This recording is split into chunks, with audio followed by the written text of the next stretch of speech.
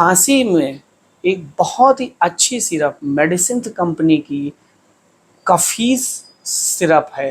यह न सिर्फ बच्चों में बल्कि बड़ों में भी इस्तेमाल की जा सकती है।